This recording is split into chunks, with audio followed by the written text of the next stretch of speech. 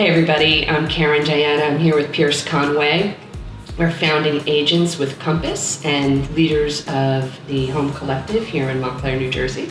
We're together to talk about what went down in 2020 in our local real estate market and what we expect to happen in 2021 so that you can become an educated and informed consumer. If you're thinking about buying or selling this year or in the near future, very important to know what's going on around here. 2020 has been a year full of surprises. We saw some unprecedented behaviors that we had not really experienced ever before. And of course, it started with lifestyle changes due to COVID-19. We had sellers ready to sell, had their houses prepared for the spring of 2020, decided to rethink that strategy and stayed put in their houses. We had urban families who were considering buying in town. Second group of buyer pool were people who were just starting to poke around in the suburban markets. And then I think what put the market over the edge was this third tier of buyers that were really considering and ready to purchase in more urban areas and decided to completely pivot their purchasing direction toward the suburban area of the city. And you have a lot of people home all day long, realizing they need more space. As a buyer, it's an emotional experience buying a home, and you need to be prepared. But when the buyer pool is increasing 2 times, 3 times, 4 times, it really sinks in that this is serious. Right. And it became so hard to get a home. And it became less and less of an investment behavior and more of an emotional behavior. We saw lots of young families that moved out of the city to live with their parents in some of the surrounding towns, now understanding the value of a home and started to consider moving, which maybe they would have put off another couple of years. Would you say there was changes in buyer needs, maybe from 2019 to 2020? Changes in needs for sure, and attitudes. Prior to COVID-19, we saw a lot of families looking for just the right amount of space for their families. And larger properties, say above 4,000 square feet, really stagnated on the market for a while because they couldn't really see themselves in that kind of a space and how they were going to really utilize it. Now we saw people needing 3 bedrooms minimum and 2 home offices. Right. We saw pools come back into vogue. Remember how pools were no deal? We got a listing with a pool and we were scared. Right. Now you get a listing with a pool and it's like.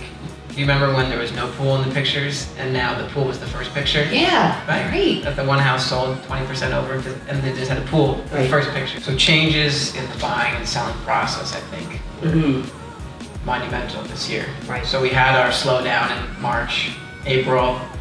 We were showing homes, but really only vacant. And then once it came time to show homes that were occupied, we took amazing precautions with COVID. We're talking masks, of course, gloves, booties, one party at a time.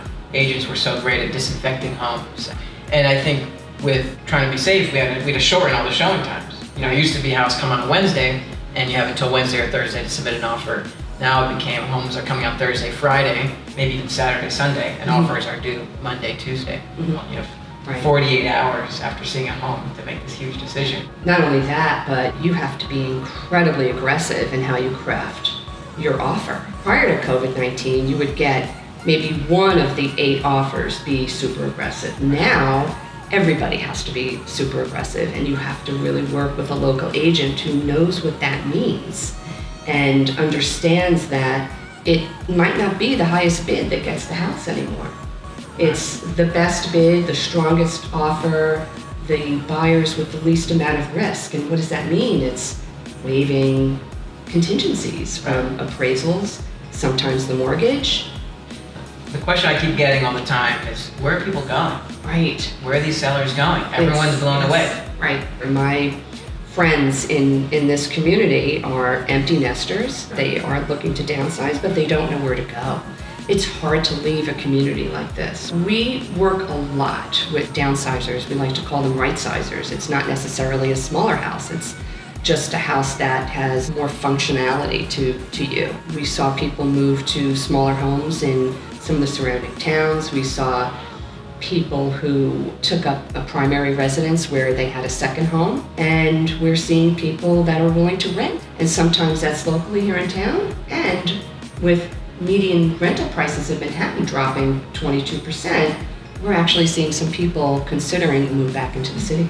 But yeah, as far as communities around us, we're seeing people move to Little Falls, townhomes in West Orange, ranches, Cape Cod styles in Cedar Grove and Verona, Montclair Heights and Clifton. I think it's important to know that there are so many places to go nearby.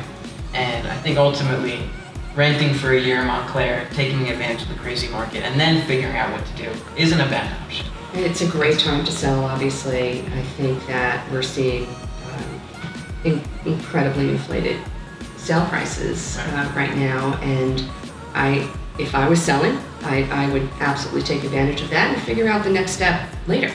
Thank you so much for spending time with us today. As Agents with Compass, our mission is find everyone's place in the world, and we'd be so thrilled to help you figure out what's next.